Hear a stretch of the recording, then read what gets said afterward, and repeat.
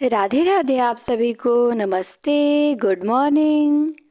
मैं नम्रता आप सभी का हार्दिक स्वागत करती हूँ अपने चैनल हिंदी टीचर्स एकेडमी पे। तो हम लोग मध्य प्रदेश वर्ग 2 में लगी कुछ रचनाएं देख रहे थे, जिनमें से हम 2 रचनाएं देख चुके हैं। एक तो अपराजिता और एक दादी की घड़ी। तो आप सभी लोगों ने नहीं देखा होगा, जिन्होंने देखा होगा उन्हें पता होगा, और जिन्होंने नहीं देखा होगा उनके लिए प्लेलिस्ट बना दी गई है, आप देख सकते हैं। प्लेलिस्ट बनाया है मैंने मध्य प्रदेश वर्ग 2 में लगी प्रमुख रचनाओं के नाम से, उसी में ये सारी रचनाएं रहेंगी। तो आज हमारी ये तीसरी क्लास है और इकाई 13 में राम प्रसाद बिस्मिल की एक रचना है मेरी माँ। बड़ी अच्छी रचना है, बहुत छोटी सी है, अपनी माँ के ऊपर लिखे हैं। तो चलिए शुरू करते हैं पढ़ना। उससे पहले आप शेयर करें, लाइक करें। देखते नहीं है बहुत लोग, लगता है कि आप मध्य प्रदेश वालों की संख्या ही कम है या सब लोग पढ़ लिए हैं। पर कोई बात नहीं, जो लोग देखते हैं उनके लिए तो हमें करना है, बेस्ट करना है, अपना बेस्ट देना है। तो मेरी माँ शुरू किया जाए। तैयार हैं आप सब? प्रस्तुत पाठ में अमर शहीद राम प्रसाद बिस्मिल ने अपनी माँ के प्रति श्रद्धा व्यक्त की है। लिखे हैं कि 11 वर्ष की उम्र में माताजी विवाह कर शाहजहांपुर आई थी। तो ये ध्यान देना है, राम प्रसाद बिस्मिल की माता का विवाह कितने वर्ष की उम्र में हुआ था? 11 वर्ष की उम्र में। और विवाह करके कहाँ आई थी? तो शाहजहांपुर आई थी। पहली ही लाइन में 2 प्रश्न मिल गया और ये प्रश्न उठा के पूछेगा, तो ध्यान देंगे कि बिस्मिल जी की माँ 11 वर्ष की उम्र में विवाह हुआ और विवाह करके शाहजहांपुर आई थी। शाहजहांपुर आने के थोड़े दिनों बाद ही दादी जी ने अपनी छोटी बहन को बुला लिया। उन्हीं ने गृह कार्य में माता जी को शिक्षा दी। थोड़े ही दिनों में माता जी ने सब गृह कार्य को समझ लिया और भोजन आदि का ठीक ठाक प्रबंध करने लगी। तो बिस्मिल की माँ 11 वर्ष की उम्र में विवाह करके शाहजहांपुर आती हैं, और आती हैं तो 11 वर्ष की उम्र में छोटा बच्चा ही तो आदमी रहेगा, क्या उम्र रहेगा। तो उनको खाना वाना बनाने का ढंग नहीं था, तो दादी जी की बहन आती हैं, मतलब इनके पापा की मौसी आती हैं और इनकी माता जी को खाने की शिक्षा देती हैं। तो इनकी माँ थोड़े ही दिनों में सब सीख लेती हैं और खाने वाने का ठीक ठाक प्रबंध करने लगती हैं। लिखे हैं कि मेरे जन्म के 5 या 7 वर्ष बाद आपने हिंदी पढ़ना आरंभ किया। पढ़ने का शौक आपको खुद ही पैदा हुआ था। मोहल्ले की संग सहेली जो घर पे आ जाती थी, उन्हीं में जो कोई शिक्षित थी, माता जी उनसे अक्षर बोध करती थी। इस प्रकार घर का सब काम कर चुकने के बाद जो कुछ समय मिल जाता, उसमें पढ़ना लिखना करती। परिश्रम के फल से थोड़े दिनों में ही वे देवनागरी पुस्तकों का अवलोकन करने लगी। मेरी बहनों को छोटी आयु में माता जी ही शिक्षा दिया करती थी। जब से मैंने आर्य समाज में प्रवेश किया, तब से माता जी से खूब वार्तालाप होता। यदि मुझे ऐसी माता न मिलती तो मैं भी अति साधारण मनुष्य की भांति संसार चक्र में फंस के जीवन निर्वाह करता। तो ये ध्यान देना है कि इनके जन्म के 5 या 7 वर्ष बाद ही इनकी माता ने हिंदी पढ़ना आरंभ किया। तो पूछ सकता है कि राम प्रसाद बिस्मिल की माता ने हिंदी पढ़ना कब आरंभ किया? तो इनके जन्म के 5 या 7 वर्ष बाद किया। दिन भर काम करती और काम करने के अलावा जब उन्हें समय मिल जाता तो मोहल्ले में यदि कोई पढ़ी लिखी औरतें होती या लड़कियां तो उन्हीं के साथ पढ़ती और उनसे सीखती।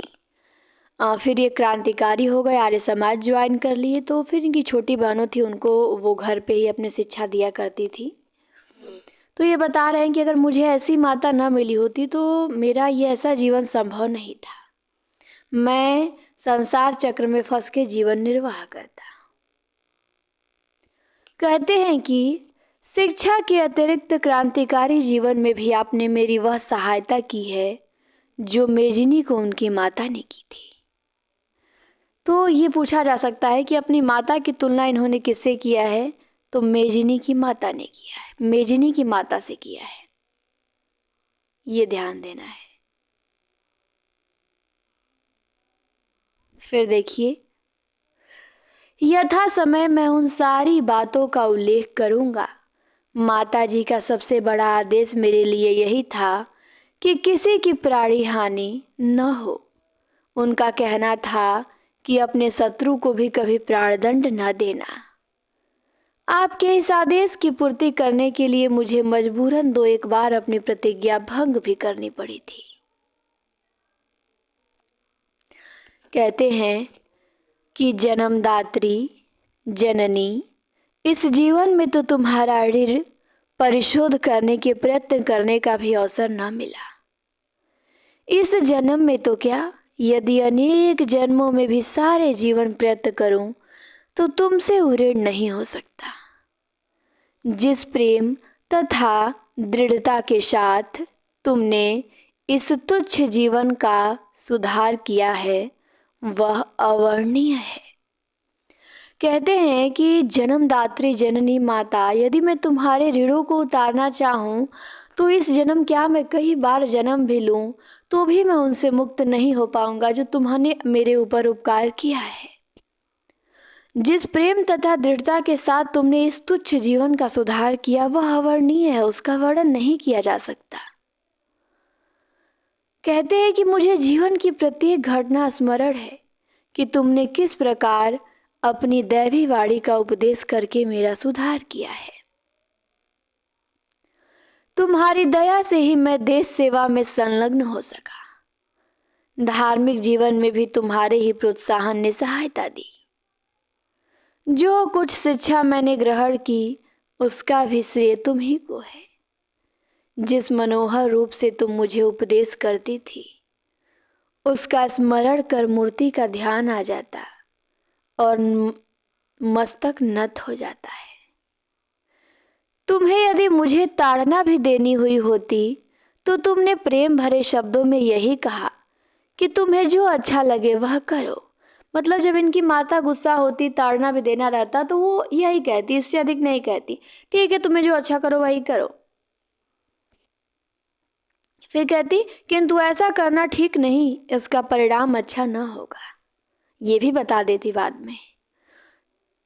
फिर कहती हैं कि जीवनदात्री आत्मिक, धार्मिक तथा सामाजिक उन्नति में तुम ही मेरी सदैव सहायक रही। तो इनकी आत्मिक, धार्मिक और सामाजिक उन्नति में सदैव इनकी माता जीवनदात्री जिनको संबोधित किए हैं ये वही सहायक रही। तो अपनी माता के लिए ये जीवनदात्री, जन्मदात्री और जननी शब्द का प्रयोग किए हैं, ये भी ध्यान देना है। और ये भी ध्यान देना है इन्होंने आर्य समाज ज्वाइन किया था। ठीक, तो पूछ सकता है कि इन्होंने किस में प्रवेश लिया था, तो आर्य समाज में भी प्रवेश लिया था। तो प्रश्न बनता है राम प्रसाद बिस्मिल का संबंध किससे था, तो विकल्प में रहेगा आर्य समाज। तो आपको वहां ट्रिक लगाना रहेगा। अब देखिए, जन्म जन्मांतर परमात्मा ऐसी ही माता दे। कहते हैं कि मुझे जन्म जन्मांतर परमात्मा ऐसी ही माता दे, यही मेरी इच्छा है। महान से महान संकट में भी तुमने मुझे अधीर न होने दिया। सदैव अपनी प्रेम भरी वाणी सुनाते हुए मुझे सांत्वना देती रही। तुम्हारी दया की छाया में मैंने अपने जीवन भर में कोई कष्ट न अनुभव किया। इस संसार में मेरी किसी भी भोग विलास तथा ऐश्वर्य की इच्छा नहीं, केवल एक तृष्णा है। वह यह है कि एक बार श्रद्धा पूर्वक तुम्हारे चरणों की सेवा करके अपने जीवन को सफल बना लेता। ये कहते हैं कि तुम्हारी दया की छाया से मैंने अपने जीवन में कोई कष्ट नहीं पाया और इस संसार में मेरी कोई भी भोग विलास और ऐश्वर्य की इच्छा नहीं है। केवल एक ही इच्छा है कि एक बार तुम्हारे चरणों की सेवा करूं और अपने जीवन को सफल बना लेता। किंतु यह इच्छा पूर्ण होती नहीं दिखाई देती। तुम्हें मेरी मृत्यु का दुखद संवाद सुनाया जाएगा। माँ मुझे विश्वास है, क्रांतिकारी थे, शहीद हो गए राम प्रसाद बिस्मिल। तो ये लाइन बड़े हार्ट टचिंग है कि इनकी इच्छा है अपने माता के चरणों की सेवा करना, और कहते हैं लेकिन ऐसा संभव नहीं होगा, तुम्हें मेरी मृत्यु का दुखद संवाद सुनाया जाएगा। माँ मुझे विश्वास है तुम यह समझ के धैर्य धारण करोगी कि तुम्हारा पुत्र माताओं की माता भारत माता की सेवा में अपने जीवन की बलिभीति को भेंट कर गया और उसने तुम्हारे कुल को कलंकित न किया, अपनी प्रतिज्ञा में दृढ़ रहा। जब स्वाधीन भारत का इतिहास लिखा जाएगा तो उसके किसी पृष्ठ पे उज्जवल अक्षरों में तुम्हारा भी नाम लिखा जाएगा।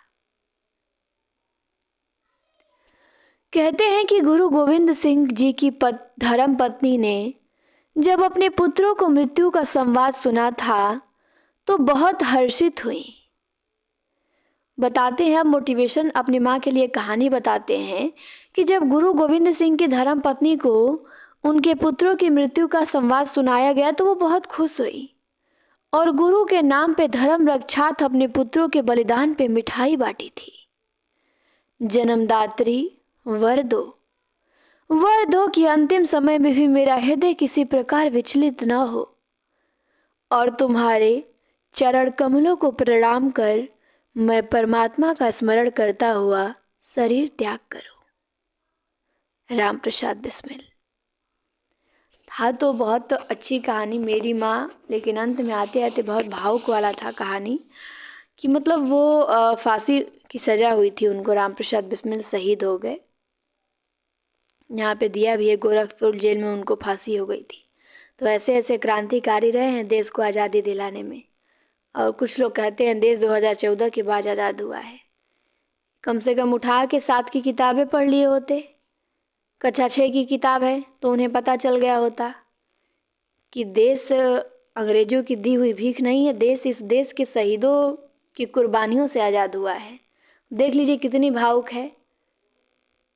कोई अपना जान गंवाना चाहेगा अपने देश के लिए, पर कुछ क्रांतिकारी सैनिक ऐसे वीर होते हैं जो अपनी जान गंवा के, अपनी भारत माता से बहुत प्रेम होता है उनको, अगाध प्रेम होता है, और अपनी जान देते हैं।